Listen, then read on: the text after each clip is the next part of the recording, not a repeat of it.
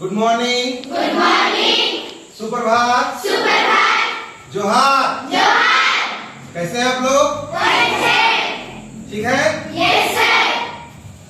आज आप लोग का नया चैप्टर शुरू होगा, जल अनमोल संसाधन। क्या नाम है चैप्टर का? जल अनमोल संसाधन, है ना? Yes water valuable resource. तो सबसे पहले क्वेश्चन ये है कि आखिर जल को हम लोग अनमोल संसाधन क्यों कहते हैं? जैसा कि आप लोग पढ़ चुके हैं पहले ही कि पृथ्वी का 2/3 कितना? 2/3 भाग पे क्या है? जल है और 1/3 जमीन।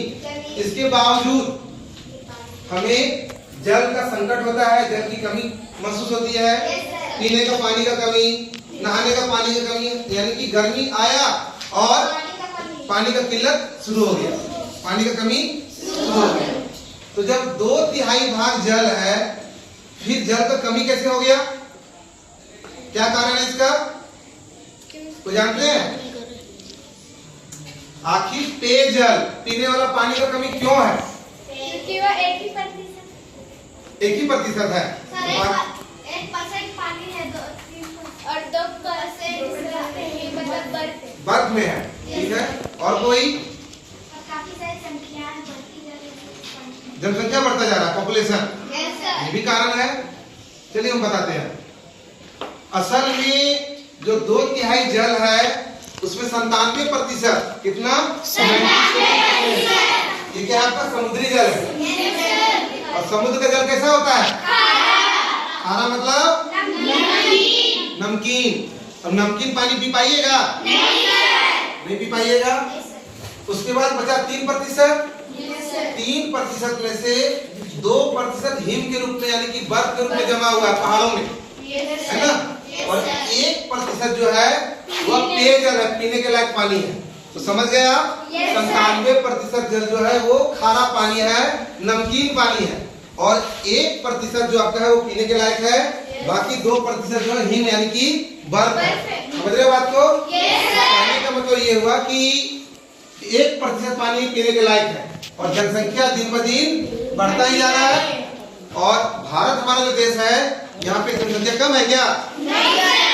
पहले चीन था नंबर 1 पे, अब हम लोग आ गए हैं। बस सेंसस यानी कि जनगणना होने की देरी है, फिर ऑफिशियल न्यूज आ जाएगा कि भारत जनसंख्या में पूरे विश्व में 1 नंबर पर आ चुका है। अब इतना ज्यादा जनसंख्या है तो पीने का पानी भी ज्यादा चाहिए। और हम लोग जान रहे हैं कि दिन ब दिन जिस तरह से लोग बढ़ रहे हैं, पानी का जरूरत भी उतना बढ़ रहा है। और हमारे पूर्वजों ने जल के रूप में जो अनमोल संसाधन हमको दिया है, हमारा फर्ज क्या बनता है? हम भी आने वाली पीढ़ी को इस संसाधन को सही रूप में उन्हें देकर जाएं, है ना? आपको लगता होगा कि हमारे आसपास तो बहुत पानी है, कुआं भरा पड़ा है, चापाकल चलाते हैं, पानी निकल आता है, क्या जरूरत है पानी बचाने का?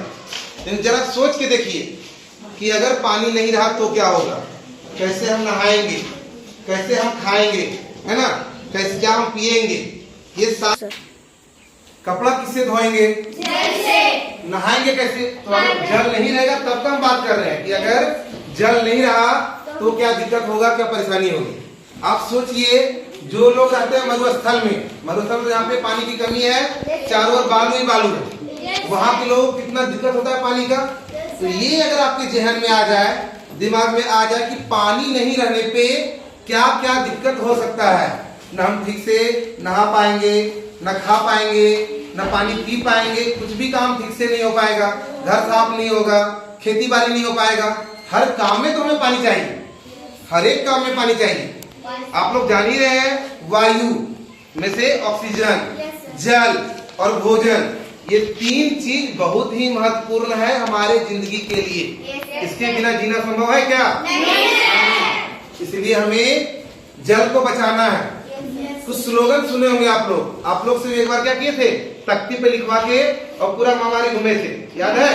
जल है तो कल है, जल ही जीवन है, जल नहीं तो हम नहीं, जल नहीं तो हम नहीं, जल ही जीवन है, जल ही जिंदगी है ना? 2 बूंद जिंदगी के, ये सब क्या है? ये सब जो आपका है वो स्लोगन इसलिए करते हैं ताकि लोग जागें, लोगों में जागरूकता फैले। और इस तरह से फिर क्या होगा, लोग जागरूक होंगे। अकेला हम और आप मिलकर जल को नहीं बचा सकते हैं, जब पूरा समाज तैयार होगा तभी जाके जल को हम लोग बचा पाएंगे। तो आज से प्रण लीजिए कि जल को बर्बाद नहीं करना है, जितना जरूरत हो उतना ही इसका उपयोग करना है। नहीं तो जल अगर नहीं रहेगा तो जल संकट से हमारा जीवन भी संकट में आ जाएगा। जल का रासायनिक सूत्र क्या है? H2O। आप लोग का वर्क क्या है सुन लीजिए, आज हम यहीं तक कंप्लीट करके छोड़ रहे हैं। ये तो जान गए जल एक अनमोल संसाधन है, इसका हिफाजत करना है। आप लोग को ये पता करना है कि